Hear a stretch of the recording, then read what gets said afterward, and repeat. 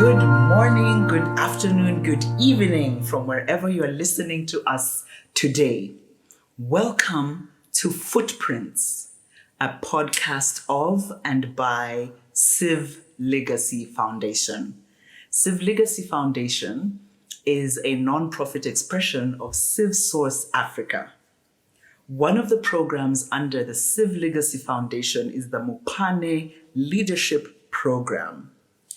And within that, we have a program called Change Ready. Through this, we support leaders and organizations that are going through transition and succession moments. Footprints is about speaking with our elders who have gone before, who have traveled this journey of succession and transition, and they're now in a new season of their life. And so we're going to glean wisdom from their journeys of succession and transition. What were their fears? What were their hopes? How did they prepare? How did they not prepare? Maybe there were oopses along the journey. So those are the conversations we are going to have. And today our first guest, drum roll, is Reverend Benoni Mugarura Mutana, also fondly known as Uncle Ben. Uncle Ben, you're very welcome to Footprints. Thank you. Can you tell our audience who may not know who you are a bit about yourself? Who is Benoni Jack Mugarura Mutana? Oh, I am, as you have said, Reverend Benoni, and if you like, you can add on Canon Benoni, Reverend Canon Benoni Mugarura Mutana. And I am a retired Anglican priest, having served in different positions along the way, until I retired in 2008. I had served both in the Church of Uganda, in the province, that is serving under the Archbishop, and I was serving in the youth department for quite some time. And then I was invited to serve in the chapel of St. Francis at Makerere University, from where we retired. And so I'm from Kigezi. Now I don't know which district is. Yes, I still come out. They've been split up so much. Because Kigezi was split in Kabale, was split in Rukunjiri, and eventually Kabale and Rubanda districts and Ruchika district. But I come from Kabale district, from the village called Bukora. And among the people called the Abahesi. That is something about me, and I'm married. I'm married, and married to Joy, my dear wife, and God blessed us with 5 children, 3 girls and 2 boys. 3 girls. I am not saying women first, but God gave us women first. 3 girls and then 2 boys. And we have from them 5 grandchildren. Yeah, that is who I am. That is who you are. So we are talking about leadership and transition. If I can call you Uncle Ben. When did you first become a leader? Or when did you first consciously call yourself a leader? Consciously call myself a leader is a long time before. Before in my youth, when we were going to a church, when we formed the church youth group.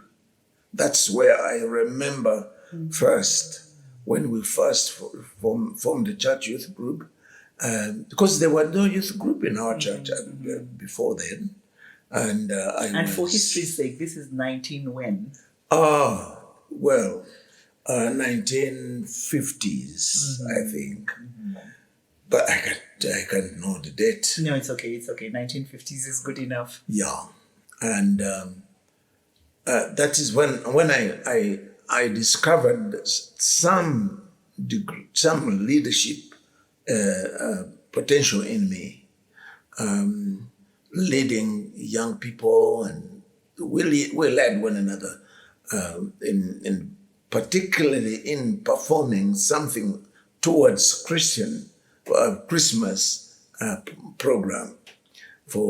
Then we would sing songs, and we would have drummers and things, and parents would come and see us. And that was part of the Christmas festivities that we had. So that is when I first discovered. But then later on, I went the age, different times. And in 1960s, I started training at Bishop Tucker College to be trained as a priest of the Anglican Church, as an ordained person. And then that time, the leadership had been developed in me, but I didn't know how to channel it. So I was always thought of as a rebel, as kind of a non-conformist. The lecturers we had at the time couldn't understand me very well, but I was most of the time interested in the culture of our people. Yes. And we the Bachiga never had a drum in our culture, except that the drum belonged to the gods. So we said Engoma. Engoma means the rulership of somebody that is in a leadership at that time. So when we, unlike the central people, the central Uganda people, who used drums to dance, and we didn't have any drums in our dancing. We danced according to the clapping of hands, and then when I went to Mukono, there was a drum, and I liked to play the drum to accompany the singing. But that was out of the normal. And then I was kind of disciplined for that. But that was planted in me, and to be developed later on in years. Yes. It's very interesting that you say that you were very interested in culture. And for those who don't know, Uncle Ben has written a book about his life called Unlikely, and he describes some of this journey about being so in love with especially our musical expression through culture, and wanting to borrow from that richness and bring it into worship. It's also interesting that you said you're considered a rebel, and now I start to think about your 5 children, and now I can understand why we are the way we are. But a rebel in a good sense, because that meant you asked questions. Yeah. I think in the space of being a rebel comes innovation. Yeah. Let's try out things. Try out. Let's innovate. Let's create. Yeah. Let's mix the old and the new. Let's throw out what isn't working. Yeah. Yeah. Yeah. And that's part of being a leader, right? That's part of what leaders do. You go counterculture sometimes, or you have to push. Sometimes you have to push, especially when the I use the word organization, or the setting in which you find yourself is not moving. Yes. You have to push so that you can move something forward. Yes, Yeah. yes. When you look back, again, we are talking about a long arc of leadership. What stands out most in terms of a moment that tested your leadership? The moment that tested my leadership, when I was working as the provincial, as the national, they call it, so that it is understood, the national youth leader, and in that I was supposed to bring up youth leaders in the whole of Uganda, in the Church of Uganda particularly. I found resistance in a way that people were not willing to change. Because the church as I was working in at that time was the church which emphasized the need to behave in the church as old people. So here you are faced with the young people, and you are supposed to make them behave like old people. Mm-hmm. It was very difficult to introduce that young people are young people. Yes. For goodness sake, young people are young people, and we have to take them as young people, because if we don't take them as young people, they will they will run away from the church. Mm-hmm.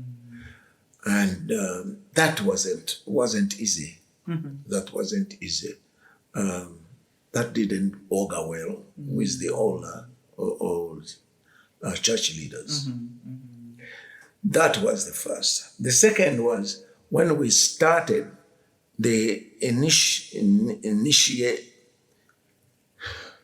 when we started the introduction of the music in the church that was not according to the music that was current in the church. Let me explain for those who may not know. Yes. The Church of Uganda is a traditional church. Mm-hmm. And as traditional, the Church of Uganda is basically Anglican. Mm-hmm. So as a traditional church, we use the hymns in worship. Mm-hmm. And that was the kind of music that you would practice a lot of time, and solfas, and try to sing in harmonies. Yes. That was supposed to be beautiful singing mm-hmm. in worship. Mm-hmm. But here you are. I have been working with young people. I know that young people can sing in African style, mm-hmm. and with African music, and they enjoy worshiping God. Mm-hmm. Mm-hmm.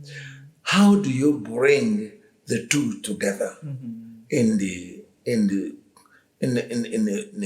worship? Yes. Especially when I came into St. Francis to be the chaplain of my career in university, to be the chaplain of the young people. The university is full of young people. Yes. And then you bring in the clapping of hands among the people who are used to stand straight and sing hymns. Yes. The clapping of hands, the using of the guitar. The guitar in worship? Yes, the guitar in worship. I was introducing something very different from what was used. Yes. And that was hard. Mm-hmm. And that was hard. Mm-hmm. But eventually we got through. You got through. Yeah. Yeah. Once you know you are working for God on God's side, you will get through. You will get through. Wow. That's and I was listening to, as I was preparing to interview for today, I was listening to an interview you gave about Saint Francis.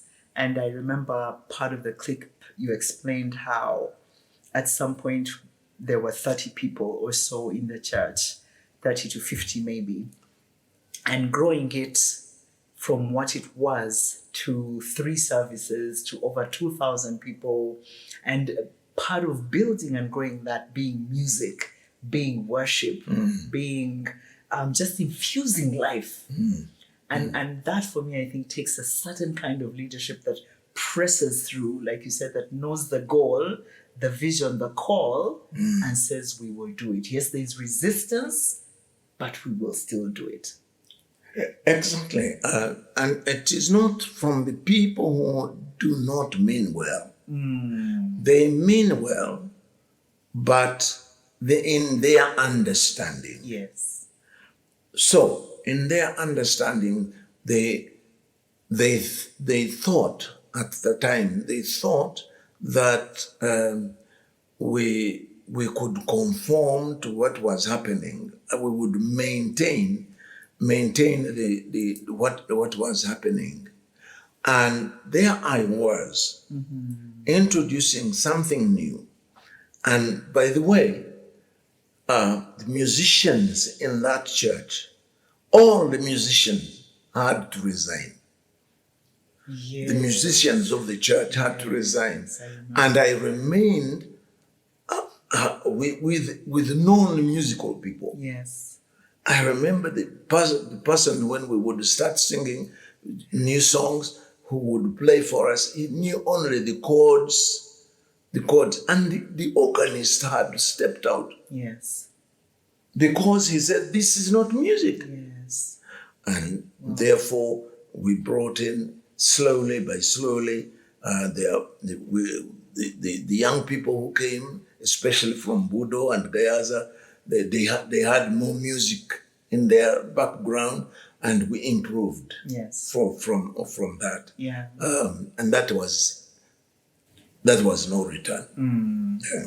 So now, as we start to think about and walk towards your transition out, your retirement, when did that journey start? You said you retired in 2008, but when did you start to walk towards that towards that date, as a person, as a family, as a church? What was that journey like? It was a challenging journey. In that my father had retired, but I didn't understand what that meant. I was young, I was still young. And he didn't stay long after his retirement. He died soon after. But the journey of retirement started when I knew that I would reach somewhere at the age of 65, and I wouldn't pass that. And that because is you about were working in a university, yeah. And they required The university, you retired at 60, but the church at 65. Okay. So there was a compromise between the university and the church. Okay. But about 10 years prior to that, I started thinking of retirement, particularly in the area of home. After I retire, where we have lived in houses owned by either the university or the church all this time. Yes. And therefore, I don't have a house to my name. And I started thinking about retirement. So, because I was very busy, I sent my wife to go to Kabale, our hometown, to find a land, whether we would buy some land where to start building a house for retirement. Some 10 years before. And she went and spent almost a week and couldn't find any place that we could buy to build a home for ourselves. So our idea of going to Kabale, our hometown, when we retire, went that way, out in the air. And we started thinking about here. Now we are living in Kampala. We around Kampala, there could be a place for us to build a home. And all this time, it is not yet the retirement time. And then we acquired a quarter of an acre land in Rweza. And we had saved some money when we lived out of the country. We had saved some money. We bought land in Wakiso. In Wakiso, presently town. But that time it wasn't a town. And we started now thinking about building. Here you are. You don't have enough money for the education of the children. And then you are started thinking about building. It was a difficult time. For me, it was even more challenging than what was physical. I remembered that when I got married, my father-in-law stood in among the relatives on what we call Okwinjira, the day of permission of their daughter to get married to me. And he said that he was giving me his wife. His daughter. His daughter, that I should look after her. And here you are. You promised old man that you are going to look after his daughter, and you are retiring. You have no home. But apart from that, there was something very, very difficult to do at that time. Mention. I had worked in the Church of Uganda for almost 50 years. And I had worked in Makerere University for almost 20 years. So I had gone to the Church of Uganda in anticipation of retirement to find out how much I would be getting as retirement benefits. And I was assured by the Archbishop that nothing was reserved. As zero. Zero. He said, he told me that nothing was there for me in the Church of Uganda. And I left. I thought that the university that I was working with would think about me, and that now I am going to retire. And I went to the university secretary, who is the chief administrator of the university, and presented my case. Now I am near retirement, I want to know what I am worth in the university as far as my retirement benefits are concerned. And he asked me, he was very kind, he asked me to bring my contract, which I signed 19 years before. And I brought it to his office. And he opened the pages and looked and said, you didn't sign anything about retirement. I said, okay. So the university doesn't owe you anything. Here I am. I have been a faithful minister in the Anglican Church and a faithful minister in the university. And neither the Anglican Church nor the university considered my retirement. And then I have to retire. Anyhow, I have to retire at 65. When it clocks 65, I have to retire. I walked out of his office and he's down the steps back towards the church.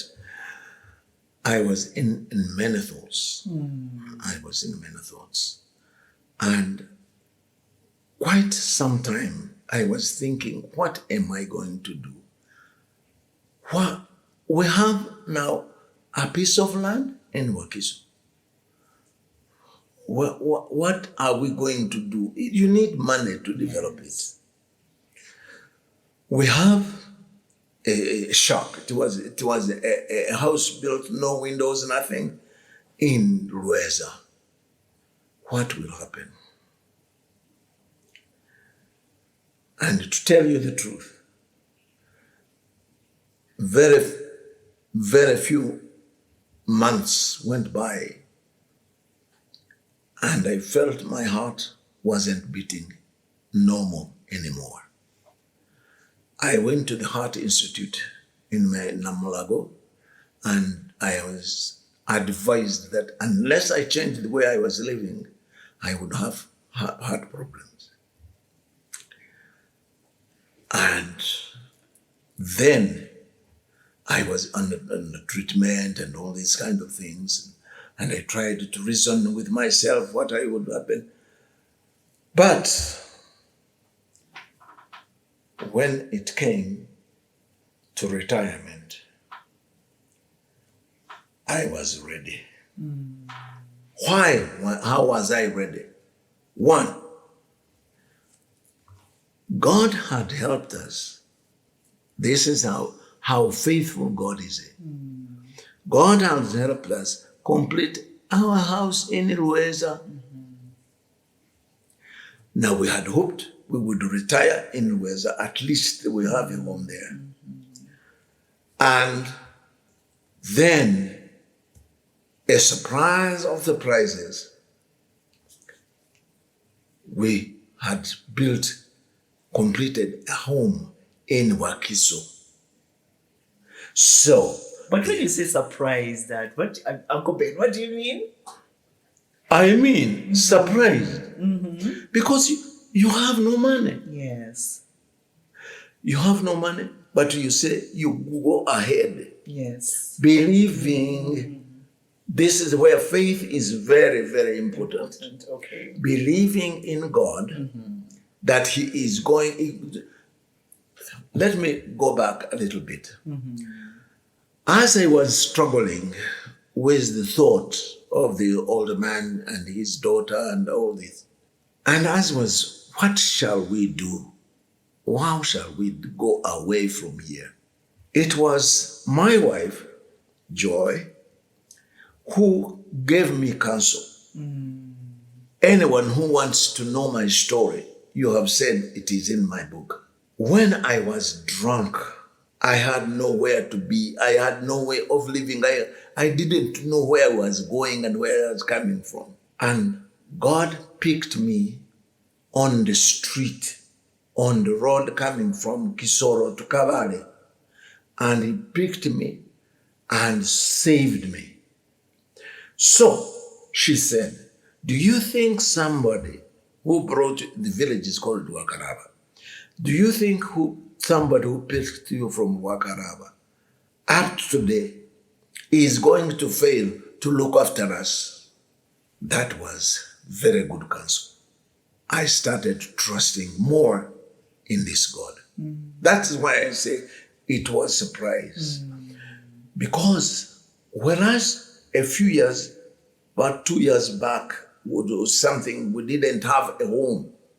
The university gave us the truck and accepted the truck to drive us to Bokora, our home in Kawale. But we were not going to go there because we had a home in Wakiso. So the truck brought us to our home, although it was muddy outside and everything, but it was a home. Yes. It brought us at home, and there we offloaded things in our house. Yes. What a joy it was at that time. Yes. What a joy. But to come to that stage, yes.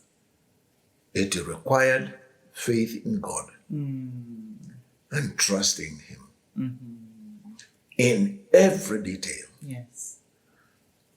Yeah. We called that home the Joy Center. The Joy Center. After my wife. So amen, you deal with the home. Yeah. As part of your retirement. How did you prepare? Did you prepare the church for your leaving? Or they knew anyway, chaplains come and go? No, they knew. Was there any preparation? They knew there? that chaplains come and go. Sure, chaplains come and go. But my time was rather different. I had, as you said, I had founded the church, which wasn't of any significance. Although it was a university church, but it wasn't any significance. And I felt very, very strongly that this church was a special church. God had established this church at the center of the university for a reason. And the reason was that as the students trained to be leaders in the country, in the world, they are supposed to be prepared to be leaders in the church as well. And I put my effort to raising leaders. So when I am leaving, I have many leaders. Some have already started leadership roles in different places, and others were coming on. So I was leaving a big, big congregation with respect.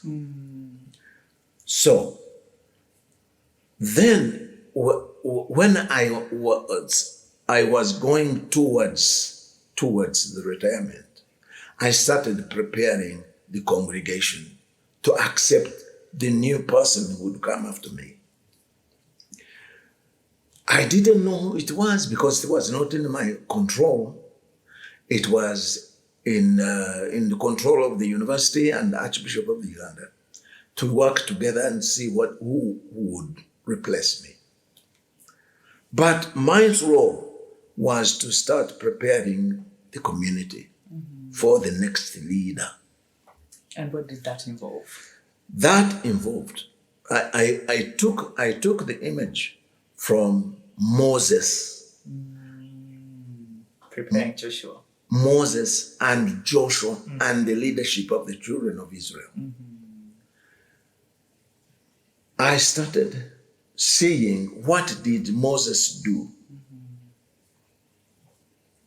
He went to do other things, but Joshua remained in the tent of meeting.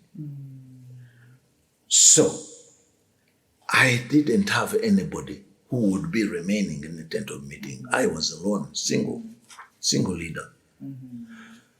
So I started telling them that after Moses, there came Joshua.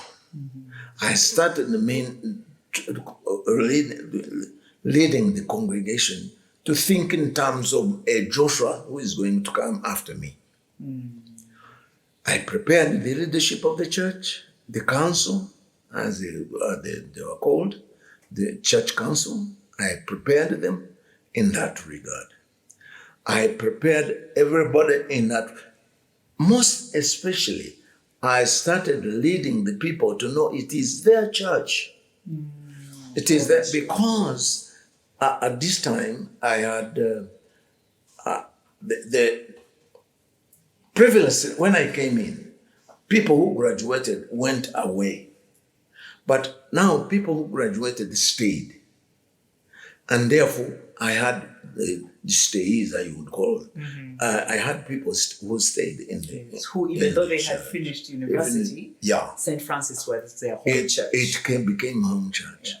Then I started showing them how it is their church, what it means to be in the church, their church. Yeah. And even when we are building the St. Francis Community Center, it was being built as their church property. And Building a sense of ownership. ownership Yes. in everybody who was going to St. Francis. And then talk about the person who comes next. He needs their support. It needs to fall on them, their support, their leadership, and he would become the shepherd of them in their work, in their discipleship, in their leadership. Yeah. Did you prepare the family? My family, at this time, my family was scattered. I kind of prepared my family when we were coming to Makerere. Yes. When we were living in Amirembe. But it was abrupt. I couldn't. When you work with the people, other people leading you, there are sometimes when you have to take their decisions. This time, the Archbishop of Uganda, whom I was working under, called me in his office on Friday and said what he was going to take me to St. Francis, and I should go and talk to my wife and give them the answer on Monday, or Friday to Monday. I thought that was ridiculous. And I went and talked to my wife, and we agreed that we should ask another question. What if you said no to the Archbishop? No, I'm not going to Makerere. And they said, no, don't. This Archbishop, you never say no to him. So we had no way except to come and introduce it to our children that we were going to Makerere. And the roar and the noise although they had started, some of them had started going to Makerere University for Sunday school because of the love of the person who was leading Sunday school there. But to say that we are going to live in Makerere, we are going to live in Amirembe, leave their friends behind. It was difficult. But we had to agree to bundle them and take them with us. But on leaving Makerere, they were grown. Okay. They were grown. Okay. And the person, the last child got married before. Yes. Before you left. just as part of our concluding business in St. Francis. And we went. They went. Okay. They went. So as we wind down, Uncle Ben, I think beautiful lessons that you've pointed to us. One, complete faith in God, because He determines our path. But also that leaders raise leaders. So it is very important. Very important, because you cannot leave the space empty. You cannot leave a vacuum where you're leading. So leaders raise leaders, but you also deliberately prepared your congregation for the next, so that process of preparing for the Joshua. Yeah. And I think, in fact, you allude to it in your book, that there were several weeks of teaching around, the example of Moses and Joshua. Yeah. And then finally, just creating that sense of ownership. This is your thing. Yeah. Because often when a leader leaves, people flee with the leader, Yeah. right? But if you've built that sense of, no, this is yours, so you can't leave a thing that is yours, right? So own it, accept it, and then act as the leaders that you are and support the next person that is coming. Amen. Yeah, that was what was very important for me. And I want to say, studying the Bible, for those of you who are listening in and study the Bible, studying the Bible, you will find out very many models of people who worked with God and who were in leadership and how they took their leadership, and especially the final time they were in leadership. Elijah, for example, Prophet Elijah, prepared his disciple, Elisha, prepared him. And because Elisha knew that Elijah was going to be taken, he glued himself on him. Yes. But Elijah said, stay. And he wouldn't stay. And he went away, stay here, and he wouldn't stay. And until the separation happened, miraculously, and the fire, the chariots of fire separated them. And what he remained with was the cloak. Yeah, of Elijah, which he took, and that led him to the beginning of his ministry, because he split the river with it. He pressed against the river, and the river opened. Yes. Then he knew that God, who was with Elijah, was with him. Yes. Yeah. Yes. But he doesn't have to have that miracle things. Yeah. So finally, if you're talking to a leader that is facing either retirement or an imminent change, coming to an end of a journey, what's the one piece of advice you'd give them from your own journey of transition? I would say to them that the world continues on without you. Ouch. So you better do your part, and do it very well, knowing that you are going. Yeah. Okay? And you're going. And I would say to leaders, especially those who have responsibility and they have the power to control the responsibility, what they are, know that transition happens. Yeah. Transition may not be guided by you, but transition will happen. Yeah. So you better guide your transition, your outing. You better guide your outing and find out the people who are going to follow, some Joshuas who are going to take on the leadership once you have stepped aside, and then you will be comfortable. You will go to you will end your time in comfort, Yes. knowing that what I did and handed over to the people who are following me. Yes. But it is difficult to say what I was going to say. Don't stay as if you are the only leader available, who God has chosen to lead those people, or the organization you are leading, or the whatever you are leading. No. God has many, many people. You may be sitting on the leaders who are coming next to you. They will eventually move over and let you fall. As the Bible, Saleh. Stop and think on these things. Uncle Ben, thank you so much for being our first guest. Thank you for the well of wisdom.